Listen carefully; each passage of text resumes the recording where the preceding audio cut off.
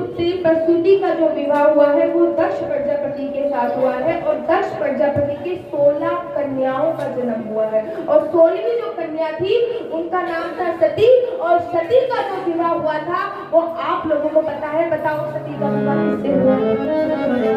भोले बाबा से सती का विवाह हुआ था। और जब सती का विवाह भोले बाबा से हुआ था तब बहुत शॉर्ट में मैत्री जी ने ये विदुर जी को बताया कि जब सती का विवाह हुआ उसके बाद सती अपने पिताजी के यहाँ पे गई और पिताजी के यहाँ पे उन्होंने आत्मदाह कर लिया। विदुर जी बोले भगवान मैत्री जी आप मुझे कृपया करके इसको विस्तार से बताइए कि आखिर हुआ क्या था। तब मैत्री जी ने उनको विस्तार से बताया है कि आखिर हुआ क्या था।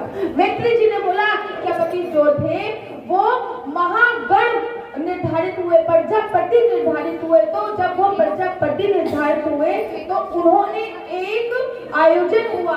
जब आयोजन हुआ तो वहां पर दक्ष प्रजापति गए और जब दक्ष प्रजापति वहां पर गए तो उन्होंने देखा कि सभी ने दक्ष प्रजापति को देख के प्रणाम किया है और जब सभी ने दक्ष प्रजापति को देख के प्रणाम किया है तो महाराज ब्रह्मा विष्णु महेश ये तीनों नहीं खड़े हुए हैं और जब ब्रह्मा विष्णु महेश ये तीनों नहीं खड़े हुए तो दक्ष प्रजापति ने बोला अरे चलो छोड़ो, ब्रह्मा जी तो मेरे पिताजी हैं लेकिन महेश बाबा क्यों नहीं खड़े हुए? ये तो मेरे दामाद हैं, इनको तो मेरी इज्जत करनी चाहिए था, इनको तो खड़ा होना चाहिए था। और जब ये बात हुई है तो दक्ष प्रजापति ने भोले बाबा का उपहास उड़ाना शुरू कर दिया है। उन्होंने भोले बाबा का उपहास उड़ाया है और जब भोले बाबा का उन्होंने उपहास उड़ाया है तो भोले बाबा तो शांत रहे। भोले बाबा ने बोला भाई शादी में हर किसी को सुनना पड़ता है, किसी को शादी में सुनना पड़ता है, किसी को शादी के बाद सुनना पड़ता है, मुझे शादी के बाद सुनना पड़ रहा है, कोई बात नहीं है। लेकिन भोले बाबा के जो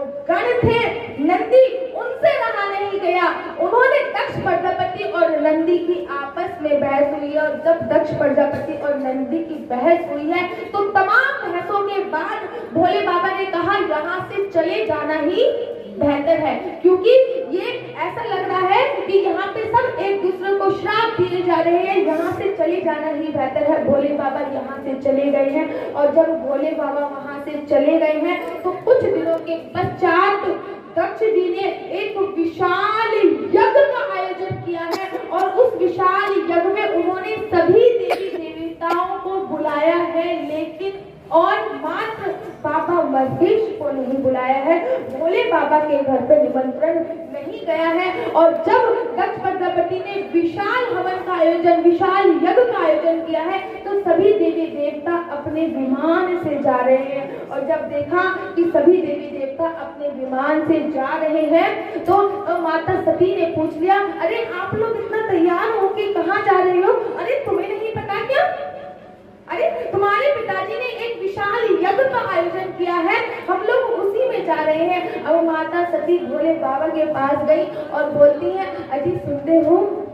भोले बाबा से कहा हाँ बोलो। प्रभु मैं आपसे कुछ बोलना चाहती हूँ। हाँ देवी बताओ क्या बोलना चाहती हो? बोले प्रभु मैं आपसे ये बोलना चाहती हूँ कि मेरे पिताजी के घर में एक विशाल यज्ञ का आयोजन है, मैं वहाँ पे जाना चाहती हूँ।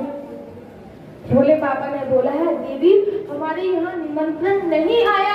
शास्त्र कहते हैं कि किसी भी शादीशुदा स्त्री को जब तक उसके पिता के घर से बुलाया ना जाए तब तक उसको उसके पिता के घर में नहीं जाना चाहिए। माता सती विरोध करने लगी भोले बाबा का। माता सती बोली प्रभु मैं जाना चाहती हूँ। अरे पिता के घर पे तो हमेशा बिना बुलाए ही जाना चाहिए। पिता का घर जो होता है वो लड़कियों का भी घर होता है, मुझे तो जाना है। भोले बाबा जान चुके थे कि अगर मैं इसको मना करूंगा ये तब भी जाएगी और ना भी मना करूंगा ये तब भी जाएगी, क्योंकि भोले बाबा सबकी लीला जानते हैं। भोले बाबा शांत रहे। माता सती ने सोचा कि भोले बाबा शांत है, इसका मतलब भोले बाबा ने जाने की परमिशन दे दी। लेकिन भोले बाबा ये अच्छी तरीके से जानते थे कि एक बार माता सती अगर चली गई तो वापस नहीं। ये बात भोले बाबा बहुत अच्छी तरीके से जानते थे कि एक बार माता सती गई तो ये वापस आने वाली नहीं है। तो भोले बाबा ने अपनी नंदी से बोला इनका सारा सामान माता सती से कुछ नहीं बोला, नंदी से बोला कि जा तो रहे हो, इनका सारा सामान ले जाना। और जब सती गई है दक्ष प्रजापति अपने पिताजी के यहाँ पे, दक्ष प्रजापति ने उनकी तरफ देखा भी नहीं है, लेकिन मैया ने उनकी तरफ देखा है। उनकी माँ उनसे मिली है, उनकी बहन मुस्कुराते हुए उनसे मिली है, उनकी बहन ने उन्हें गले लगाया है। और यहाँ पे यज्ञ हो रहा था, जहाँ पे यज्ञ चल रहा था, वहां पर गई है, देखा तो वहां पे सबका हिस्सा बना हुआ है, लेकिन भोले बाबा का यज्ञ में कोई हिस्सा नहीं है। और ये एक धर्म पत्नी का कर्तव्य भी होता है, जब उसके पति का उसके मायके में अपमान होता है तो उनको भी, मैं ये नहीं कह रही आप भी माता सती की तरह दहन करके आ जाना, आपका भी फर्ज है। कहीं ऐसा ना हो कि भैया मेरे पति का अपमान हो रहा है, मैं दहन करने जा रही हूँ, ऐसा नहीं होना चाहिए। माता सती ने देखा कि यहाँ पे मेरे पति का हिस्सा नहीं है, भोले बाबा का हिस्सा नहीं है। उन्होंने दक्ष प्रजापति को बुलाया है और बोलती है कि मैं आज अपने नाम के आगे से, मुझे सब बोलते हैं दक्ष पुत्री सती, मैं आज अपने नाम के आगे से तुम्हारा नाम हटाती हूँ और इस यज्ञ में मेरे पति का हिस्सा नहीं है। अरे भगवान शिव का अर्थ तो कल्याणकारी होता है, भगवान शिव का नाम लेने से जन्मों जन्मांतर के जो पाप होते हैं वो छीन हो जाते हैं। आपने भगवान शिव का हिस्सा ही नहीं रखा यज्ञ में।